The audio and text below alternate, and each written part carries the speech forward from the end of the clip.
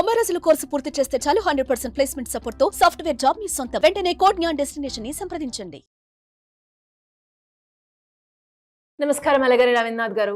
నమస్తే అండి శ్రీ గారు. సైఫ్ అలీ ఖాన్ రీసెంట్ గా ఆయన పైన జరిగిన అటాక్ ఏదైతే ఉందో అందులో కరీనా కపూర్ గారిని ఈ రోజు పోలీసులు ఇంట్రోగేట్ చేయడం మనం చూస్తూ ఉన్నాము. అంటే ఆవిడ పాత్ర ఈ కేసులో ఎంతవరకు ఉండే అవకాశం ఉందంటారు? దీన్ని ఏ రకంగా చూడాల్సిన అవసరం ఉందంటారు? దీనికి సంబంధించిన పూర్తి వివరాలు ఏంటి సార్? జనవరి 16 ఏదైతే ఆ రోజు దాడికి సంబంధించి ఒక స్ట్రేంజర్ సైఫ్ అలీ ఖాన్ గారి మీద అటాక్ చేసిన సంబంధించి రకరకాల కోణాలుగా పోలీసులు ఇన్వెస్టిగేషన్ చేస్తున్నారు, ఇంట్రాగేషన్ చేస్తున్నారు వ్యక్తుల ద్వారా. ఎందుకంటే మీడియా కంప్లీట్గా సైఫ్ అలీ ఖాన్ గారి ఇష్యూకి సంబంధించి ఏదేందో రకరకాలుగా స్పెక్యులేషన్స్కి దారితీసింది.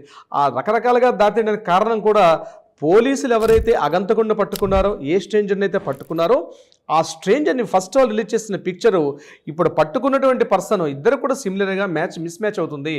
ఇద్దరు కూడా మ్యాచ్ అయినట్టుగా లేరు. వీళ్ళు చెప్తున్నట్టే కథనాలు వేరు, యాక్చువల్గా జరుగుతున్న సిచ్యువేషన్ వేరు, జరిగిన సంఘటన వేరు అని సంబంధించి రకరకాల కథనాలు జరుగుతున్న సందర్భంలో ఈరోజు పోలీసులు కరీనా కపూర్ని తీసుకెళ్లి ఇంటరాగేట్ చేయడం జరుగుతుంది. అసలు కరీనా కపూర్ పాత్ర మొదటి నుంచి అనుమానాస్పదంగా ఉంది ఈ కేసుకు సంబంధించి.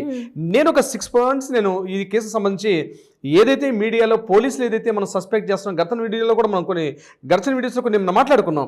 ఈ రోజు నేను అందులో పాయింట్ టు పాయింట్ నేను మీతో క్లియర్గా మీకు చెప్పే ప్రయత్నం చేస్తాను. సిరి గారు, ప్రధానంగా ఏదైతే మార్నింగ్ 2:30 సైఫ్ అలీ ఖాన్ గారి ఇంట్లో జరిగిన దాడి ఏదైతే ఉందో ఆ దాడి సమయంలో కరీనా కపూర్ గారు అక్కడ లేరు అని ఫస్ట్ ఒక వార్తా కథనం వచ్చింది. తర్వాత ఏం చేశారంటే లేదు కరీనా కపూర్ గారు అక్కడే ఉన్నారు అని ఒక వార్తా కథనం రావడం జరిగింది. సరే, చివరికి చెప్పింది ఏంటంటే కరీనా కపూర్ గారు అక్కడే ఉన్నారు అనే విషయం వచ్చింది. సో కరీనా కపూర్ గారు అక్కడే ఉన్నట్లయితే హాస్పిటల్కి వెళ్ళే సందర్భంలో మరి కరీనా కపూర్ గారు ఎందుకు వెళ్ళలేదు? కిందకి దిగిన సందర్భంలో ఆటోను ఎక్కించే సందర్భంలో సైఫ్ అలీ ఖాన్ గారు అక్కడ పనిచేస్తున్నటువంటి నాని అంటే ఎవరైతే ఇలియామా ఫిలిప్ అంటే ఒక పర్సన్, అతనితో పాటు ఆమె ఇద్దరితో పాటు వీళ్ళ అబ్బాయి సైఫ్ అలీ ఖాన్ గారు అబ్బాయి ఇబ్రహీం అలీ ఖాన్ ముగ్గురే ఉన్నారు. ఇబ్రహీం అలీ ఖాన్ తోడుగా హాస్పిటల్కి లీలావతి హాస్పిటల్కి సైఫ్ అలీ ఖాన్ గారు వెళ్ళడం జరిగింది. మరి కరీనా కపూర్ గారు అక్కడే ఉండి మరి తను ఏం చేస్తున్నారు, ఎందుకు ఇన్ఫార్మ్ చేయలేదు? అట్లీస్ట్ ఒక అంబులెన్స్ ఫోన్ ఏం చేయొచ్చు, అంబులెన్స్కి ఫోన్ చేయలేదు. కిందన కారు డ్రైవర్స్ కానీ కార్స్ కానీ ఎవరు కింద కారు కూడా లేదు, కారు డ్రైవర్ లేరు, ఎవరు లేరు.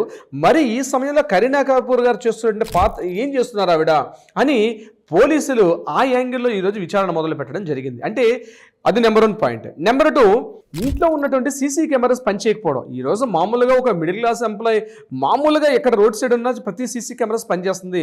అటువంటిది వీళ్ళ ఇంట్లో కానీ ఇంటి బయట కానీ, ఎందుకంటే 2 floors house 20,000 square feet house ఉన్నటువంటి ఇంట్లో ఒక సెక్యూరిటీ పర్సన్స్ లేకపోవడం, 20,000 square feet 11th floor and 12th floor ఈ 2 ఫ్లోర్లు కలిపి 20,000 సేఫ్టీ ఉన్నప్పుడు ఆ ఇంట్లో ఒక సెలబ్రిటీ ఉన్నారు. అట్లీస్ట్ కరీనా కపూర్కైనా గార్డ్స్ ఉంటారు, లేకపోతే సైఫ్ అలీ ఖాన్ గారు ఉంటారు. వీళ్ళు కాకుండా అక్కడ ఎవరు పర్సన్స్ సెక్యూరిటీ గార్డ్స్ లేరా? ఒక సేఫ్టీ ప్రెజెన్స్ లేదు, ఒక సీసీ కెమెరా పనిచేయట్లేదు అన్నది ఇంకొక కోణంలో డిస్కషన్ చేయడం జరుగుతుంది. మూడోది ప్రధానంగా important, very very key important అంటే మనందరం చూసాం సైఫ్ అలీ ఖాన్ గారు హాస్పిటల్ డిశ్చార్జ్ అయినటువంటి విజువల్స్ చూసాం. అందులో 6 కత్తిపోట్లకు గురై, అది కూడా వెన్నుముకకి సర్జరీ జరిగిన తర్వాత వెన్నుముకలో ఒక 2 నుంచి 3 అంగుళాల విలువైనటువంటి ఒక షార్ప్ ఎడ్జ్ తన బాడీలో ఉంటే సర్జరీ చేసి ఆ బాడీలో ఆ పార్ట్ను బయటికి తీసిన తర్వాత ఒక పర్సన్ అంటే జస్ట్ 16 జరిగింది అంటే 17th, 18th, 19th, 20 విత్-ఇన్ 4 daysలో ఇమ్మీడియట్గా నడుచుకుంటూ 2 చేతులు ఊపుకుంటూ హ్యాపీగా బాడీ ఎక్కడ కూడా ఏమాత్రం కూడా ఒక గాయమైనట్టుగా ఒక సర్జరీ ఎక్కడ లేకుండా, ఒక స్ట్రెచర్ లేకుండా నీట్గా ఒక pant shirt white shirt insert చేసుకొని నీటి గాగుల్స్ పెట్టుకొని చక్కగా ఇప్పుడు షూటింగ్ వెళ్తున్నాడా సైఫ్ అలీ ఖాన్ అన్నట్టుగా ఆ విజువల్స్ మనం చూసాం. అది నిజంగా వేలాది కోట్లాది మందికి డౌట్ ఏంటంటే నిజంగానే జరిగిందా అన్న విషయం డౌట్ రైజ్ చేస్తున్నారు. ఎందుకంటే ఆ విజువల్స్ మనం చూసాం. ఆయన హాస్పిటల్ నుంచి బయటకు వస్తూ మరలా కార్ ఎక్కిన సందర్భంలో ఆ ఉన్నటువంటి ఆ ఒక 30 seconds నిడివి కలిగినటువంటి ఒక ఫుటేజ్ ఏదైతే కనిపించిందో జస్ట్ చెవి వెనకాల ఉన్నటువంటి ఒక చిన్న స్ట్రిప్ ఉంది.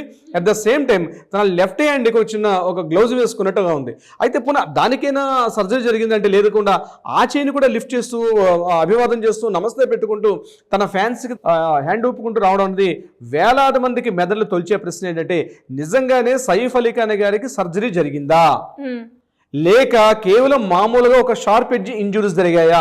ఇది చాలా మందికి డౌట్ వస్తుంది. ఎందుకంటే సర్జరీ అయితే విత్ ఇన్ 4 days అంత వాకింగ్ చేసుకుంటూ నడుచుకుంటూ రాగలడా? ఏ మనిషి అయినా రాగలడా? దీని మీద బెంగళూరు నుంచి ఒక కార్డియాలజిస్ట్ కూడా సస్పెక్ట్ చేస్తూ ఎక్స్లో కూడా పోస్ట్ పెట్టారు. నిజంగా ఇది జరగదు, మా మదర్ కూడా ఇట్లా జరిగింది, కానీ అట్లీస్ట్ 15 days బెడ్ రెస్ట్ అవుతుంది. ఎందుకంటే స్పైనల్ కార్డ్కి ఏదైతే వెన్నుముకకు సర్జరీ జరిగిందంటే ఇమ్మీడియట్గా మనిషి నిటారుగా నిలబడడం కానీ ఈజీగా నడుచుకుని వెళ్ళడం కానీ ఇంపాసిబుల్, అంత టెక్నాలజీ మనకు రాలేదు, ఇదేదో వింత అన్నట్టుగా ఒక డాక్టర్ గారు ఎక్స్లో కూడా పోస్ట్ చేశారు. అంటే ఇది ఒక డౌట్ మనకి రేజ్ చేస్తున్నారు. మరొక ఇంపార్టెంట్ పాయింట్ ఏంటంటే ప్రధానంగా అక్కడ ఇలియామా ఫిలిప్ ఇచ్చిన ఎఫ్ఐఆర్ రిపోర్ట్లో ఏముందంటే ఎవరైతే స్ట్రేంజర్ వచ్చాడో ఆ స్ట్రేంజర్ చేతిలో ఒక చేతిలో హెక్సా బ్లేడ్ ఉంది, మరో చేతిలో స్టిక్ ఉంది. అతను కేవలం ఆ 2 ఇన్స్ట్రుమెంట్తో బయటకు వచ్చాడండి. మరి హెక్సా బ్లేడ్ అండ్ స్టిక్తో వచ్చినప్పుడు మరి షార్ప్ ఎడ్జ్ ఎట్లా వచ్చింది బాడీలోంచి? ఇంట్లోంచి కిచెన్లో ఉన్నటువంటి ఒక చికెన్ హార్ష్ ఐటమ్స్ కట్ చేసుకుంటే ఒక నైఫ్, ఒక చాకుని ఆయనకు గుచ్చినట్టుగా చెప్పారు పోలీసులు. మరి ఆయన చేతులు అగంతకుడి చేతులు ఉన్నది ఏంది? హెక్సా బ్లేడ్ నేను చూశానని చెప్పి అక్కడ ఇలియామా ఫిలిప్ చేసే ఎఫ్ఐఆర్ రిపోర్ట్లో ఉంది. మరి ఇక్కడ షార్ప్ ఎడ్జ్ దిగిపోయిందంటే ఒక చాకుని తీసుకొచ్చి పొట్టలో పొడిస్తే లోపల విరిగిపోయిందంటే బలంగా లేకపోతే చాకైనా బలహీనంగా ఉండాలి, లేకపోతే ఆ వ్యక్తి అయినా బలంగా ఉండాలి. ఈవెన్ యానిమల్స్ పొడిచినా సరే ఒక షార్ప్ ఎడ్జ్ విరిగిపోవడం ఉంది ఇంపాసిబుల్, బలంగా పొడిచినట్టు ఉండాలి. అది కూడా హెక్సా బ్లేడ్ కాకుండా మామూలుగా మనం ఫుటేజ్ కూడా చూస్తాం, మన పిక్చర్స్ వీలైతే అదొకసారి ఆ పిక్చర్ వేయండి. పోలీసులు ఏదైతే కలెక్ట్ చేసుకోండి, హాస్పిటల్ నుంచి కలెక్ట్ చేసుకోండి, ఆ షార్ప్ ఎడ్జ్ ఏదైతే ఉందో చూడండి ఈ ఒక వి షేప్ లో ఉంటుంది. హెక్సా బ్లేడ్ ఎప్పుడు కూడా వి షేప్ లో ఉండదు. హెక్సా బ్లేడ్ అంటే షార్ప్ ఎడ్జెస్ ని కట్ చేయడానికి వాడింది హెక్సా బ్లేడ్. మనం అటువంటిదంతా కట్ చేస్తే ఇలియామా ఫిలిప్ చెప్పిన మాటలు 6th పాయింట్ నేను చెప్తాను. ఇలియామా ఫిలిప్ ఏం చెప్పారు? తన కిచెన్ రూమ్ నుంచి, జహంగీర్ రూమ్ నుంచి అతను అగంతకుడు బయటకు వస్తుంటే నేను ఆ నీడని చూసి నేను వెంబడించాను, గట్టిగా అరిచాను. ఈ టైంలో సైఫ్ అలీ ఖాన్ గారు తన రూమ్ నుంచి బయటకు వచ్చారు. అప్పుడు అగంతకుడు నా మీద దాడి చేయడానికి వస్తే నేను 2 చేతులు అడ్డు పెడితే నా చేతి కూడా షార్ప్ ఎడ్జ్ అయిందని చెప్పి at the same time Saif Ali Khan గారు చేసినప్పుడు కూడా ఆయన దాంతో దాడి చేశాడు అని చెప్పి ఎఫ్ఐఆర్ రిపోర్ట్ రాసినప్పుడు ఆయన కడుపులోంచి రిలీజ్ అవుతున్నట్టు ఏదైతే ఉందో షార్ప్ ఎడ్జ్ అది ఖచ్చితంగా హెక్సా బ్లేడ్ కాదని మనకి ఫుటేజ్ మనం చూస్తున్న విజువల్స్ మనకు కనిపిస్తున్నప్పుడు మరి ఇక్కడ ఏం జరిగింది? ఇది ఒక ఇంపార్టెంట్ పాయింట్. ఇంకొకటి ప్రధానంగా ఏంటంటే ఈ ఇష్యూ జరిగి 21st ఉండేటప్పుడు మనం ఆల్రెడీ ఇంతకుముందు ఒక వీడియోలో కూడా మాట్లాడుకున్నాం. భోపాల్లో వీళ్ళకి సంబంధించి ఒక 15,000 కోట్ల రూపాయల ప్రాపర్టీకి సంబంధించి అది కూడా అబిదా ఖాన్ అని చెప్పి అంటే ఆవిడ అంటే యాక్చువల్గా అదొక పెద్ద స్టోరీ, మనం ఒక వీడియో స్పెషల్గా చేసాం దాని మీద. వీలైతే ఒకసారి ఆ లింక్ కూడా పంపించండి కిందకి. ఎనిమీ యాక్ట్ అని చెప్పి 1968లో వచ్చిన యాక్ట్ ప్రకారం భారతదేశంలో ఉన్నటువంటి వ్యక్తులు ఎవరైనా సరే విదేశాలకు వెళ్ళిపోయినప్పుడు, ముఖ్యంగా పాకిస్తాన్కి వెళ్ళిపోయేటప్పుడు వాళ్ళకి సంబంధించిన ఆస్తులన్నీ కూడా భారతదేశ ప్రభుత్వం ఈజీగా వాటన్నిటి కూడా జప్తు చేసుకునే అధికారం ఉండేట్టుగా 1968లో ఎనిమీ యాక్ట్ నోటి వచ్చింది. దీనికి సంబంధించి మధ్యప్రదేశ్ భోపాల్ పట్టణంలో ఉన్నటువంటి ఫాస్ట్ స్టాఫ్ హౌస్ ఏదైతే ఉందో దానికి సంబంధించి ఆస్తికి ఉన్నటువంటి వారసురాలు అబీద్ అలీ ఖాన్ గారు వెళ్ళిపోయారు. ఆల్రెడీ పాకిస్తాన్కి 2015లో వెళ్ళిపోయిన తర్వాత ఆ ప్రాపర్టీని జప్తు చేసుకుంటామని చెప్పి నోటీసులు ఇష్యూ చేసినప్పుడు అబీద్ ఖాన్కి సంబంధించినటువంటి సిస్టర్ ఒక ఉంది సాజిద్ అలీ ఖాన్ సంబంధించిన ఆ సాజిద్ అలీ ఖాన్కి మాకు రిలేషన్స్ ఉన్నాయి కాబట్టి ఆ వాస్తుకి మేము వారసులు అవుతాం అని చెప్తూ వీళ్ళు క్లెయిమ్ చేసుకున్నారు సైఫ్ అలీ ఖాన్ గారు. అంటే 15,000 కోట్ల రూపాయలకి మేము వారసులు అని చెప్తూ కూడా వీళ్ళు ఒకసారి మాట్లాడుకోవడం జరిగింది. దీనికి సంబంధించి ఆయన ఏం చేశారంటే 2011లో భోపాల పట్టణానికి నేను నవాబుని అని చెప్తూ అక్కడ దీనికి తలపాగా ఉత్సవాన్ని కూడా చేశారు. సో భోపాల్ నవాబుగా ఈ ఫాస్ట్ స్టాఫ్ హౌస్ ఏదైతే ఉందో ఈ హౌస్ కంప్లీట్ గా మా ప్రాపర్టీకి వస్తుందని చెప్పి వీళ్ళు క్లెయిమ్ చేసుకున్నారు. దీనికి సంబంధించి మధ్యప్రదేశ్ ప్రభుత్వానికి సైఫ్ అలీ ఖాన్కి మధ్య చాలా వాగ్వాదాలు అవుతున్నాయి. దీని మీద ఆల్రెడీ హైకోర్టు అక్కడ జస్టిస్ వివేక్ అగర్వాల్ గారు ఆల్రెడీ ఒక నోటీస్ కూడా ఇష్యూ చేశారు. 3 times ఇచ్చినప్పుడు కూడా ఇప్పటివరకు కూడా సైఫ్ అలీ ఖాన్ గారు దానికి సంబంధించి రెస్పాండ్ కాలేదు. అయితే దీనికి సంబంధించి 15,000 కోట్ల రూపాయల ప్రాపర్టీ ఏదైతే ఉందో దానికి సంబంధించి అటు కపూర్ ఫ్యామిలీకి అదేవిధంగా సైఫ్ అలీ ఖాన్ ఫ్యామిలీకి మధ్య చాలా డిస్కషన్స్ అవుతున్నాయని చెప్పి కొంతమంది విశ్వసనీయ వర్గాల బోగట కొంత నడుస్తుంది ఇన్ఫర్మేషన్. అయితే దీనికి సంబంధించి కరీనా కపూర్ గారు ఏమైనా రిటార్డ్ తీసుకున్నారు లేదా ఆ ఇంట్లో ఏమైనా జరిగిందా, ఈ భార్యాభర్తల మధ్య ఏదైనా గొడవకు సంబంధించి ఒక గట్టిగా ఆర్గ్యుమెంట్ జరిగితే ఇది కేవలం ఒక ప్రీ ఫ్యాబ్రికేటెడ్ ఒక స్టోరీని వెళ్ళి పోలీసులకు చూపించారా, ఇందులో కరీనా కపూర్ గారి పాత్ర ఉంటుందంటారని చెప్పి నేషనల్ మీడియా మొత్తం కూడా కోడైకి వస్తుంది దీనికి సంబంధించి. ఎందుకంటే కరీనా కపూర్ గారు ప్రతి నిమిషం కూడా ఈ సంఘటన జరిగినప్పటి నుంచి ఈ రోజు వరకు కూడా ప్రతి క్షణం ఆవిడ మాట్లాడుతున్న మాటలు ఏదైతే ఎఫ్ఐఆర్ రిపోర్ట్ ఇచ్చారో FIR report at the same time అక్కడ జరిగిన సంఘటన ఇవన్నీ సింక్ చేస్తుంటే ఇదంతా ఒక ప్రీ ఫ్యాబ్రికేటెడ్ స్టోరీగానే కనిపిస్తుంది తప్ప రియల్గా జరిగిందా లేదంది ఇప్పటిదాకా తెలియలేదు. దీని మీద పోలీసులు ఇమీడియట్గా డౌట్స్ రేజ్ చేసి